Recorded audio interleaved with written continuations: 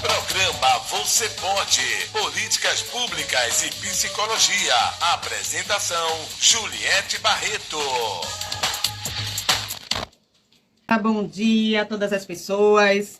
Estamos de volta com mais um Você Pode, para debater assuntos relacionados às políticas públicas e psicologia, sempre incluindo as áreas de conhecimentos transversais, como o de serviço social e outros.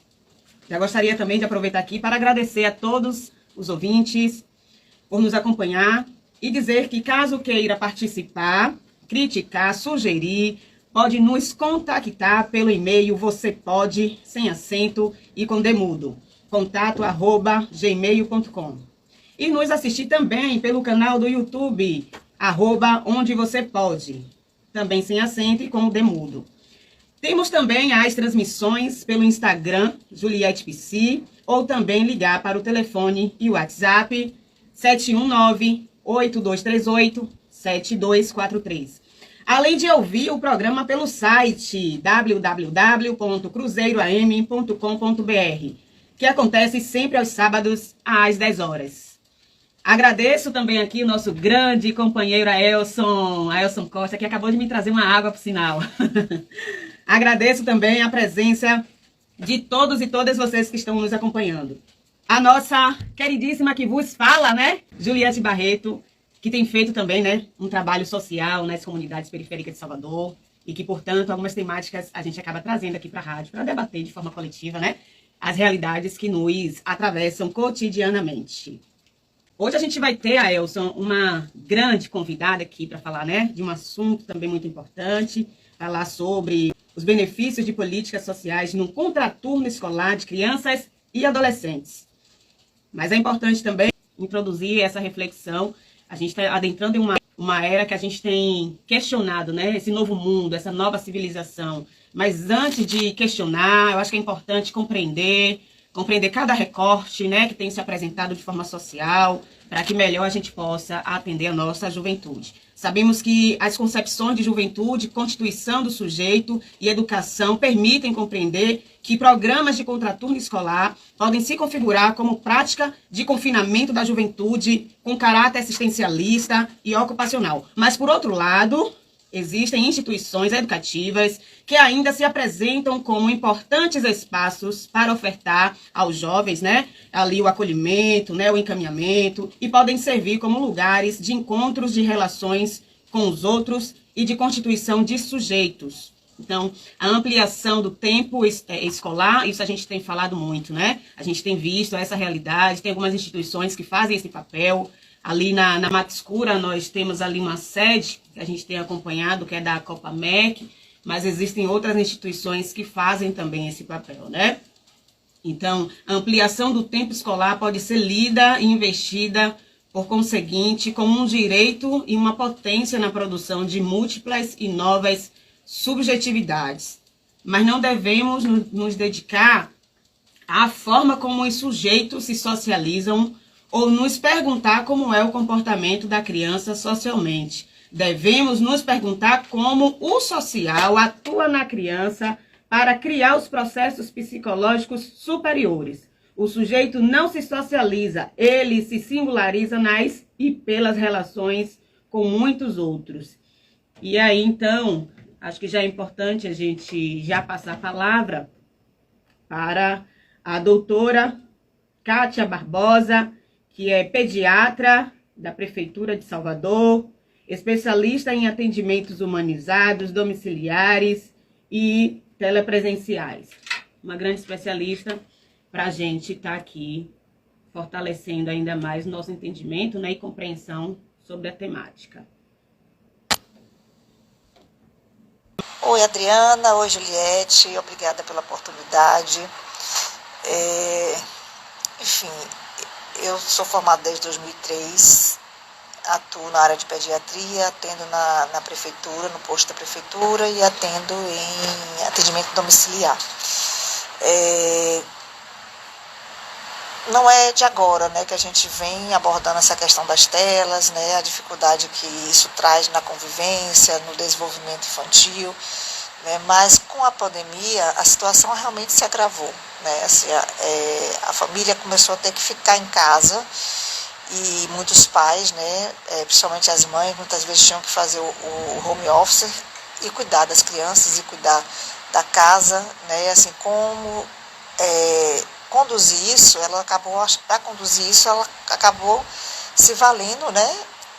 Até quem era mais resistente a essa questão de exposição a telas acabou se rendendo como recurso de conseguir fazer o seu trabalho, né? A questão da Covid também trouxe muitas questões emocionais, né? Acentuou, na verdade, né, essa questão emocional, porque existia a tensão, né, para poder sair de casa, o medo, a preocupação, né, com a questão da contaminação. Então isso trouxe ansiedade para toda a família e a criança não ficou fora disso, né?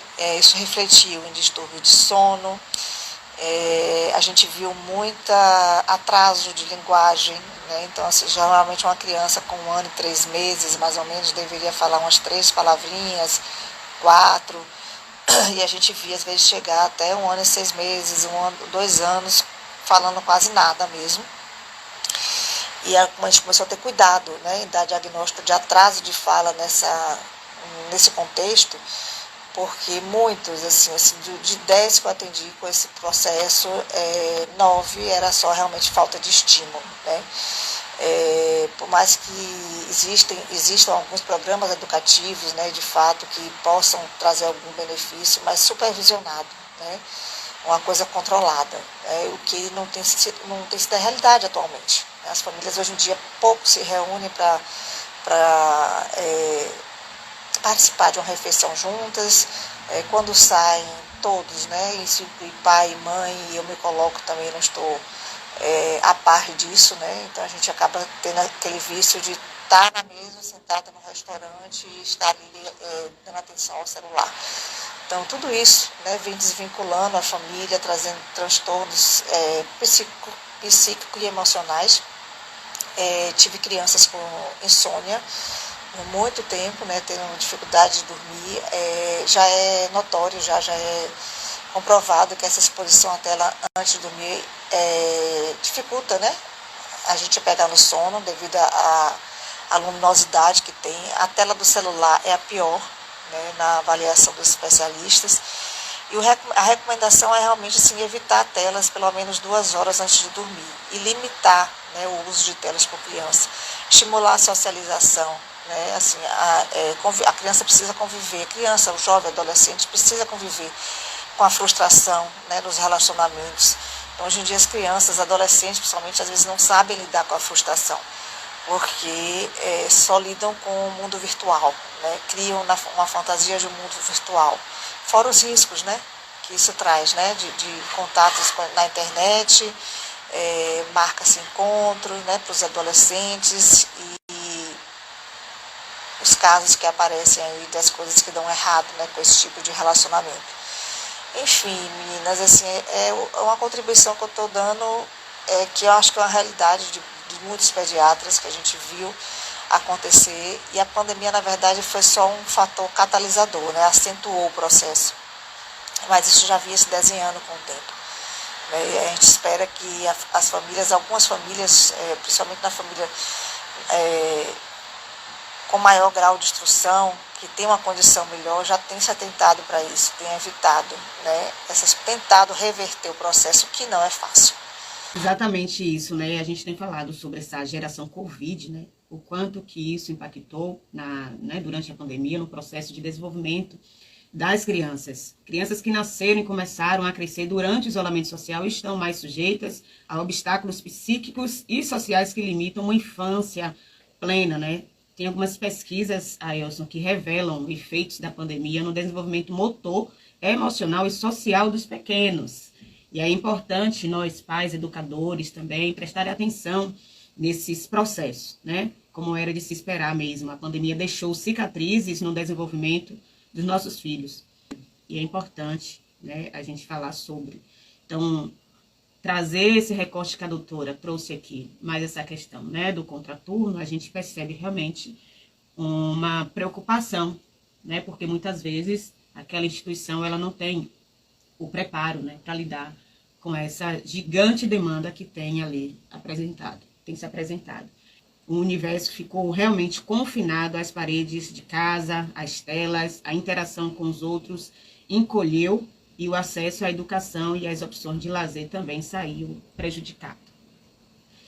Então, quando a gente traz, né, em verdade, que existem algumas instituições, alguns programas de contraturno escolar que, de fato, são vinculados às políticas públicas de educação e ou assistência social, a gente sabe também que, mesmo existindo esse recorte, é importante a prevalência, a intencionalidade, né, de prevenir situações de vulnerabilidade. Mas não basta apenas encher, né, pensar apenas no quantitativo, né, de crianças que são assistidas ali, mas pensar também nessa qualidade do acompanhamento, né? Até porque a ideia é manter as crianças e jovens distantes das ruas, mas aí vem sempre um questionamento, né? Se o objetivo é manter essa criança das ruas, por que a gente não consegue instrumentalizá-las de forma que a gente priorize, né, a qualidade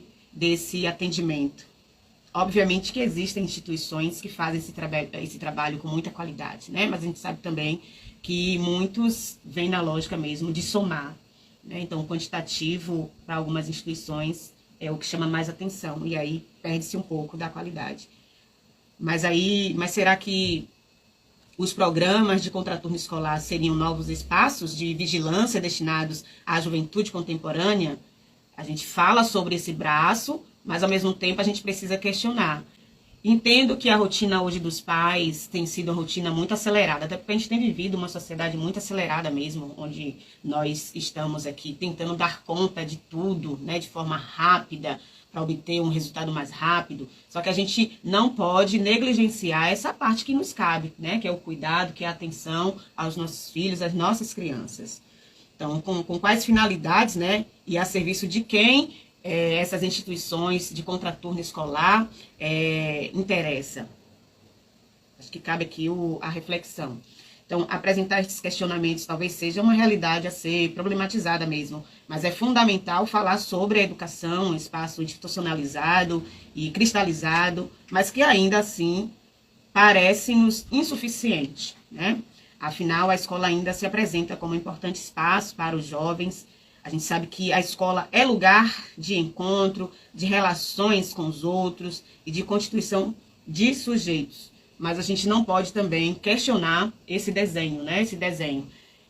Nas realidades que eu tenho me deparado, nas comunidades, a gente percebe, obviamente, que tem mães que precisam, né, trabalhar para suprir ali as necessidades e que, em tese, por conta dessa rotina, as mães, né, os pais acabam deixando, né, os filhos, as crianças nestas instituições, mas é importante repensar também esse desenho, porque a criança ela sente falta desse acolhimento, desse aparato, né, familiar, dessa rede familiar, sente falta.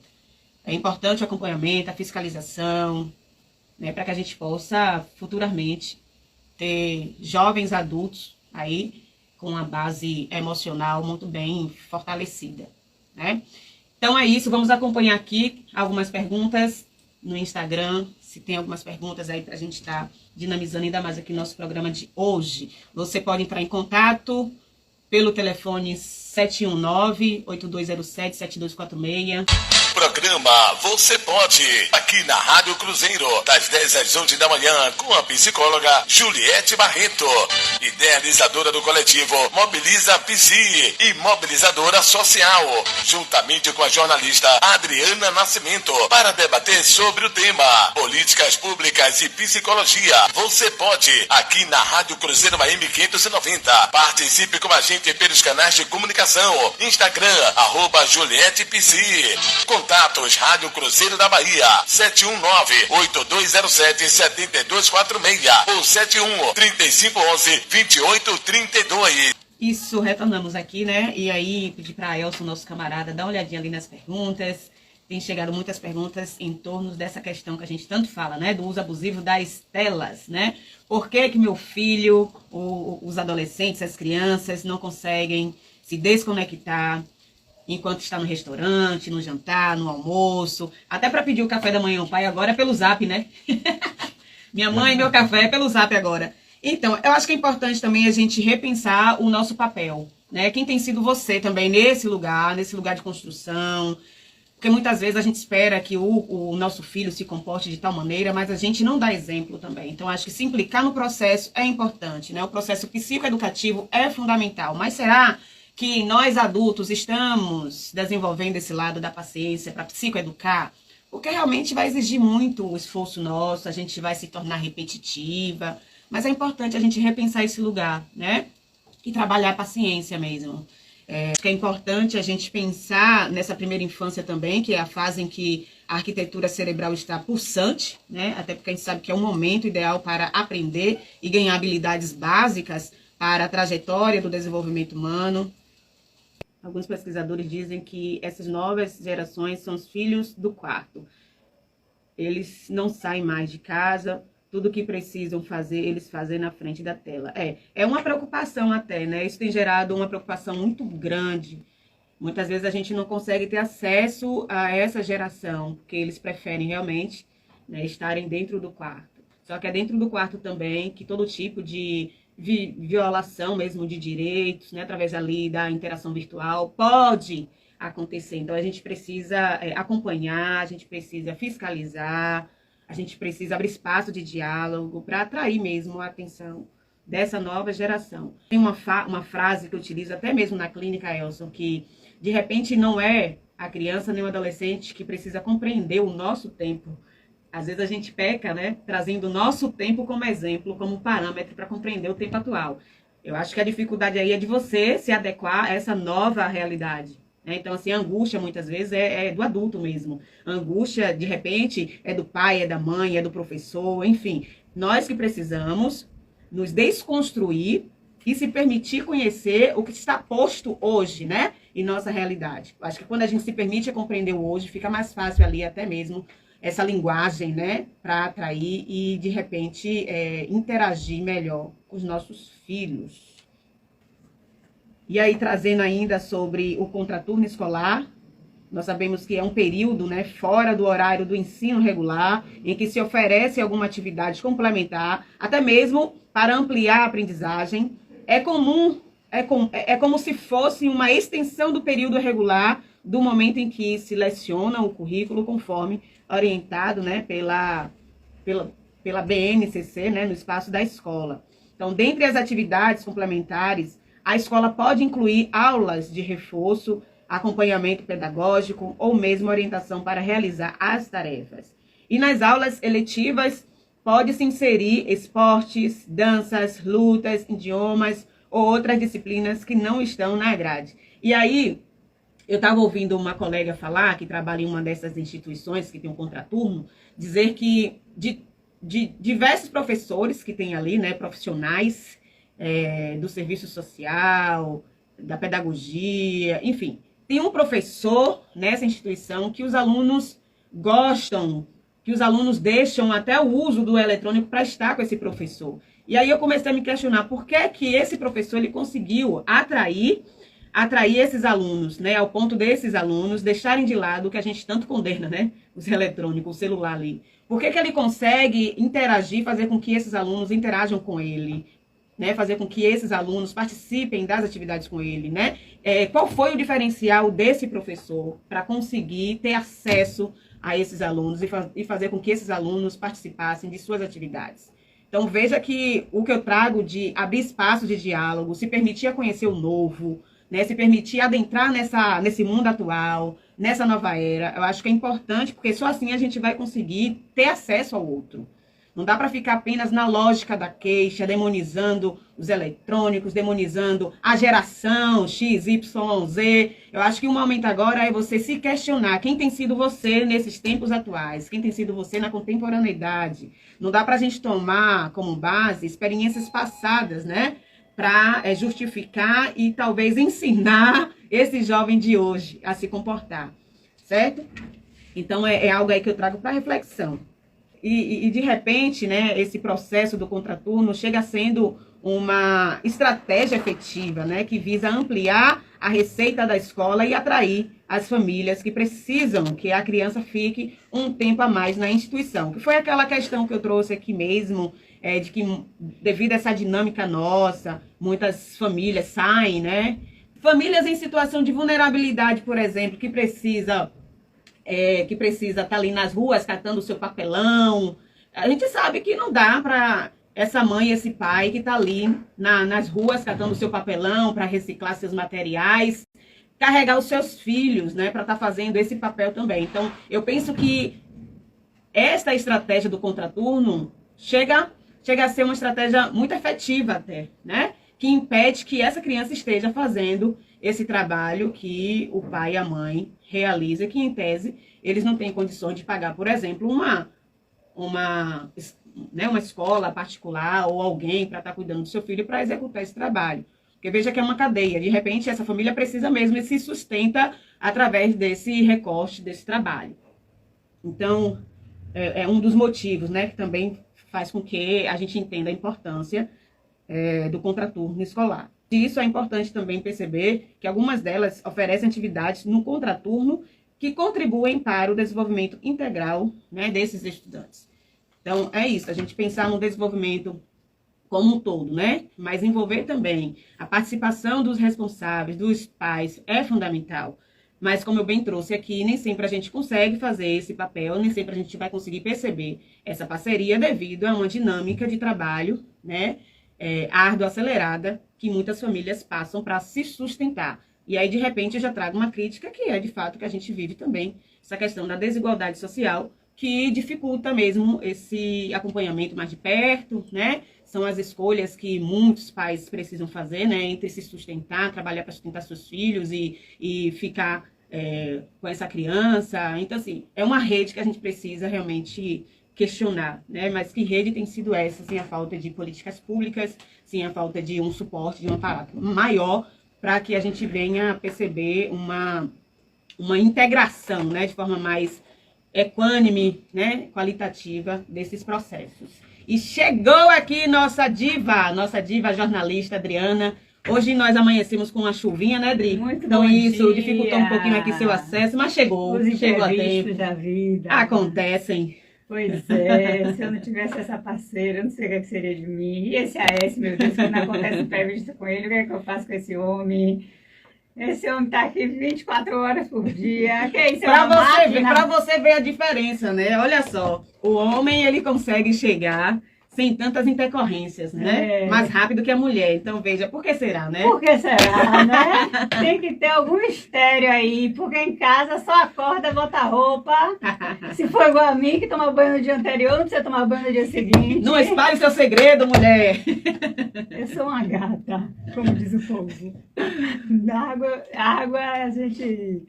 Mas enfim, Júlia, você já chegou em que ponto aí? Que eu já tô vendo que você já tá maravilhosamente discorrendo aí essa questão. A gente, na verdade, estamos aqui discorrendo para finalizar, né? Nossa doutora foi belíssima, trouxe aqui, né, várias explanações importantes, trazendo o recorte dessa criança pós-Covid, né? O quanto que o se processo... Se ela ficasse em casa, seria voltado em tela e teria um trouxe retardo um pouquinho, muito grande. e teve, né, na experiência dela como pediatra, ela trouxe alguns recortes de algumas crianças de 2, 3 anos com dificuldade na fala, né? Então, você vê o quanto que isso impactou. E o contraturno, por incrível que pareça, os educadores escolares, eles procuram identificar isso também.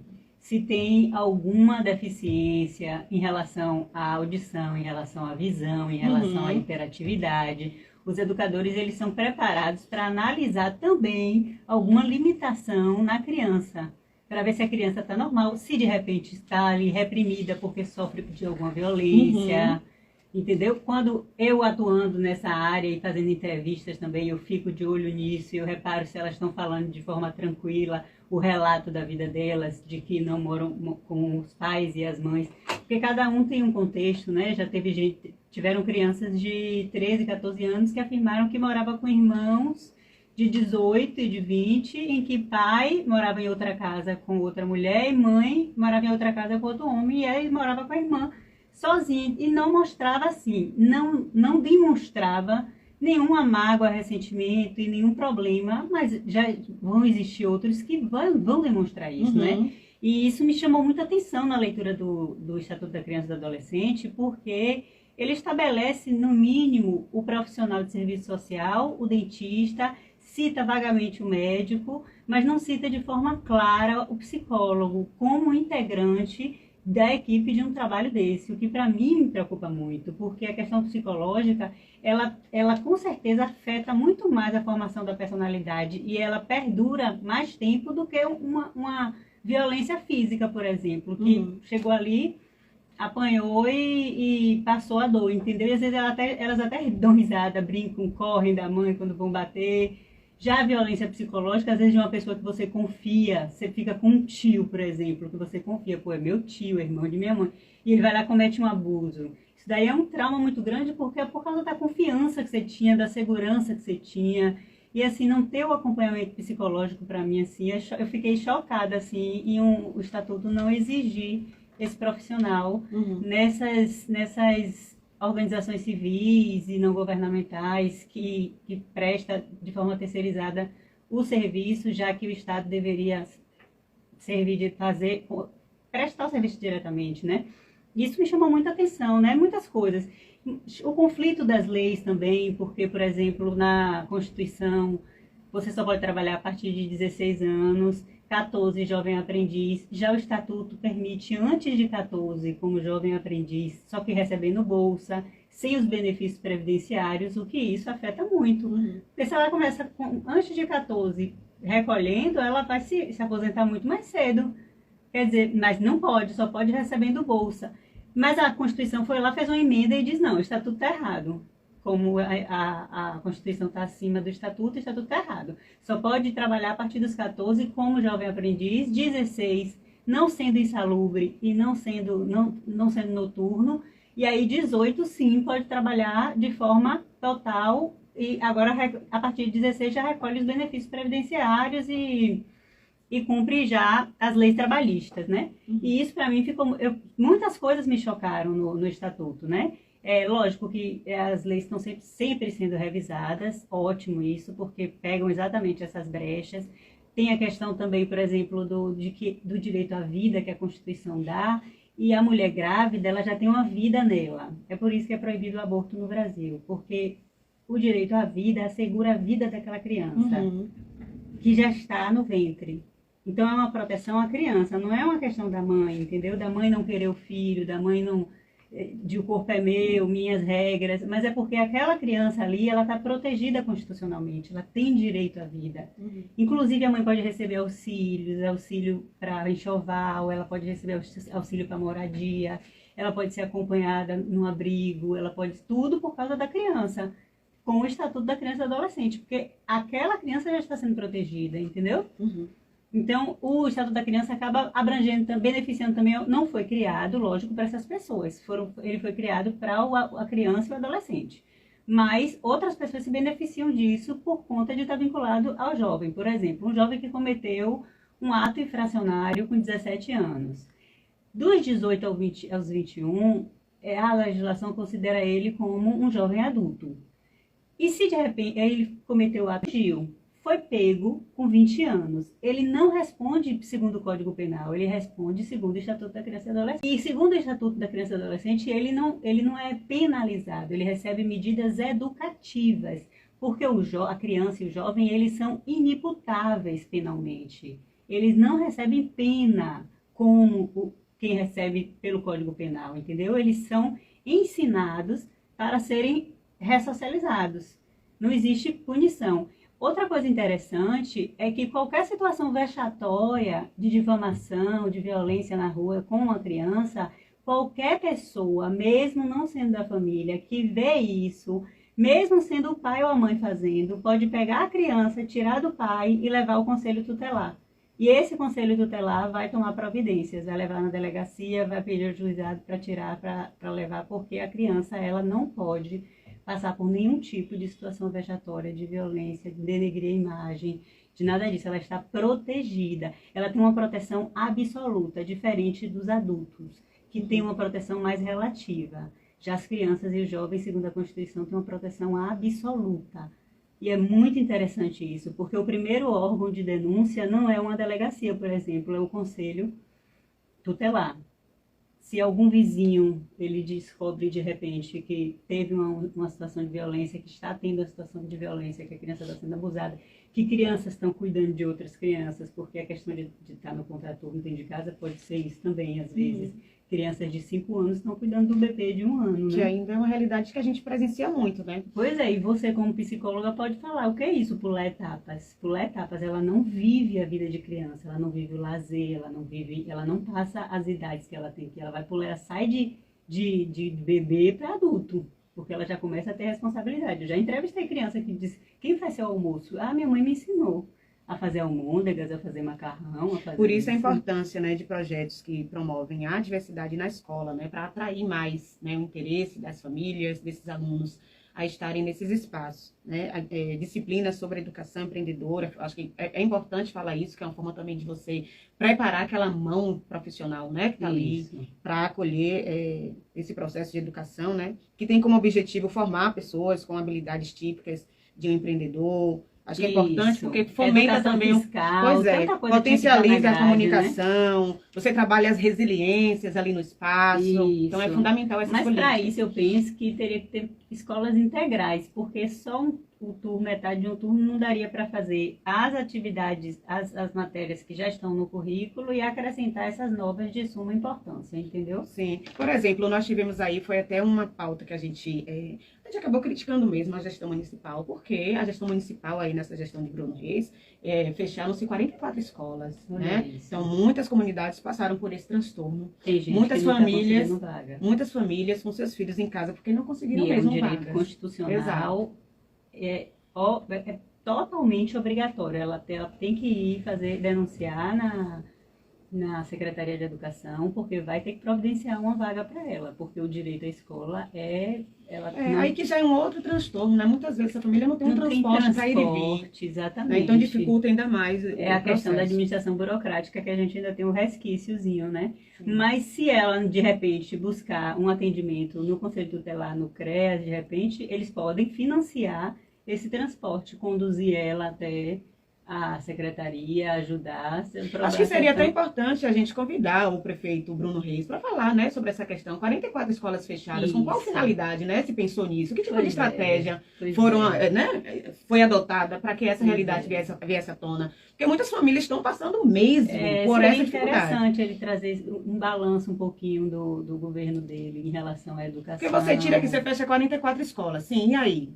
Como é que trabalha aí essa ausência? Pois é, aloca para onde esses meninos? Pois é. Fica aqui então o nosso convite ao nosso gestor, o prefeito Bruno Reis. A estarem aqui no Você Pode. Exatamente, o microfone aberto para ele falar assim, o que ele achar que foi conveniente e a oportunidade para a administração fazer. Porque realmente é difícil. Você precisar matricular a criança, às vezes até transferir para um bairro que você teve que se mudar por questões perigosíssimas como ameaça do tráfico, porque a realidade é essa, tem pessoas que são ameaçadas e ordenadas a se mudarem, né? Existe um governo paralelo, que é o governo do tráfico, infelizmente a gente tem que admitir, não chegamos no nível do Rio de Janeiro, por exemplo, mas talvez estejamos perto, e pessoas se mudam mesmo porque a liderança do tráfico mandou. E aí ela tem que transferir as crianças para a escola, e tem que achar vaga. E às vezes não acha vaga pela manhã, só acha pela tarde. E o que a nossa convidada trouxe a questão da tela. Quando ela estuda pela tarde, ela fica até horas da madrugada no telefone. Aí acorda no outro dia, 11 horas da manhã.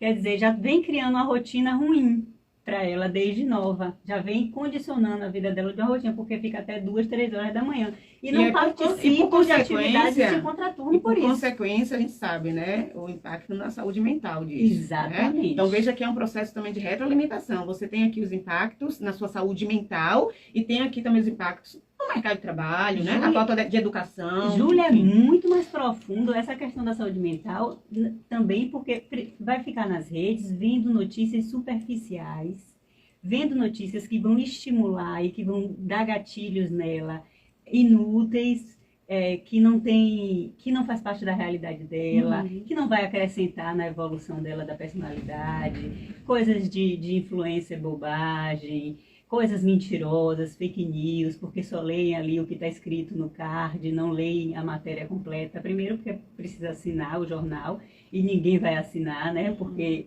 infelizmente, na recessão, o primeiro corte é o corte de verba de publicidade e de comunicação. Deixa eu aproveitar aqui para dar uma dica também, né, aos pais, que tem muito acontecido isso. Você dá um aparelho celular para o seu filho, ok, presenteou, tudo bem. É algo que está todo mundo tendo, então essa criança, esse adolescente... Mas aí depois, por conta dessa falta de controle, né, uso abusivo, você acaba tirando como punição. Isso. Veja só, é um processo tão perverso que não funciona, a punição não funciona. Isso. Só potencializa ainda mais aquelas questões. Exatamente. Isso aqui, como estratégia, a gente pode usar como uma ferramenta de reforçamento positivo. Pois é. Tá? Não é tirar o aparelho, por exemplo. É uma falta de conhecimento. É você reforçar aquela criança, ó, você pode ter acesso. Deixa eu te Mas falar, vamos negociar aqui.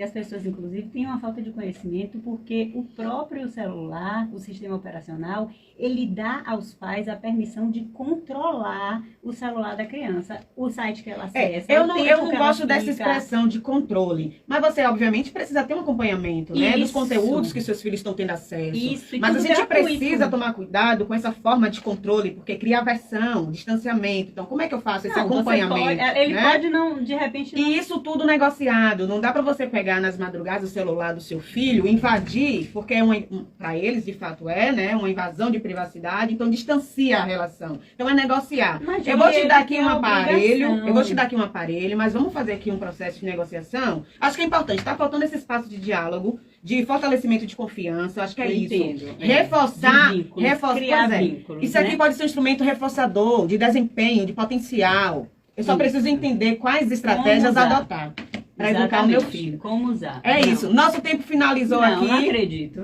Finalizou. Mal cheguei, não falei de nada e já vou embora. Não acredito, eu vou chorar. É isso, gente. Obrigada pela atenção de todos e todas as pessoas. Gente. Desculpa aí, me perdoe a minha falha de não ter chegado a tempo de trazer tudo que eu tinha aqui para falar. E peço a vocês, conclamo a vocês que realmente busquem o conhecimento, deem valor, não acredite em conhecimentos superficiais, investigue o que está sendo divulgado, estimule as pessoas a investigarem, porque existem direitos que vocês têm e não sabem que têm, exatamente por falta de conhecimento, e essa falta de conhecimento faz perecer e não ter acesso a muita coisa que tem direito. E esse espaço aqui é seu também, você pode. Exatamente.